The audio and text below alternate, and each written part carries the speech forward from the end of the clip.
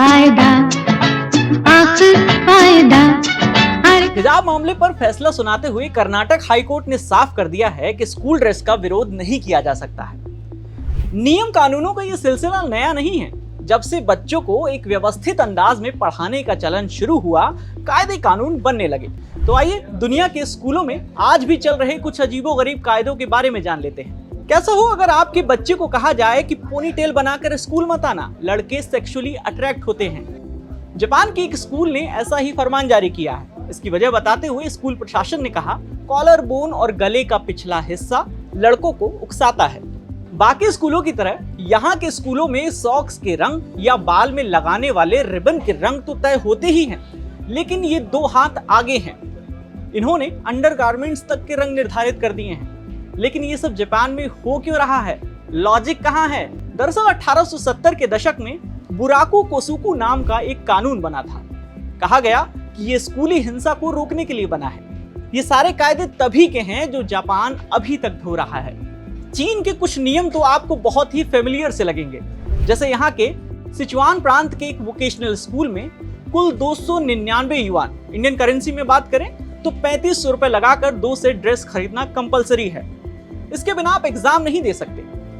ये सुनकर अगर आपको अपने स्कूल की याद आई हो तो जरा इस पर भी ध्यान दीजिए। शिनमिन सिटी एक्सपेरिमेंटल प्राइमरी स्कूल के अनुसार मौसम की परवाह किए बिना छात्रों को रोजाना 3 आइसक्रीम खानी चाहिए।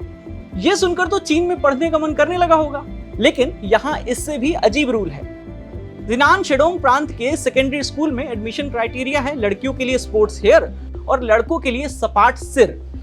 अमेरिकी स्टेट मैसाचुसेट्स और ब्रिटेन में कई जगहों पर तो स्कूल में क्लासमेट को बेस्ट फ्रेंड नहीं बना सकते।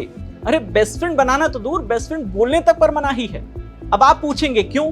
तो ब्रिटेन के स्कूल चलाने वालों ने यह तर्क पेश किया है कि स्कूल में बच्चों को संतुलित व्यवहार पर फोकस करना चाहिए और जब दोस्ती टूटती है तो बाल मन पर बहुत कष्ट पहुंचता है। देखिए, बात तो सही है कि दोस्ती टूटने पर कष्ट होता है, लेकिन इसके लिए दोस्ती ही ना करें, ये बात कुछ जमी नहीं। लेकिन ऐसा नहीं है कि सब कुछ गड़बड़ ही है, कुछ कायदे काम के भी हैं। नॉर्थ कोरिया में बच्चों को खेतों में काम करना कंपलसरी है। सरकार की इजाजत से हो रहे इस काम को एग्रीकल्चर लेबर सपोर्ट कहते हैं। इस काम को लॉन्ग टर्म और शॉर्ट टर्म के 2 हिस्सों में बांटकर करना होता है। लॉन्ग टर्म में बच्चों को 1 से 2 महीने और शॉर्ट टर्म में बच्चों को घर के पास के खेतों में थोड़े समय के लिए भेजा जाता है।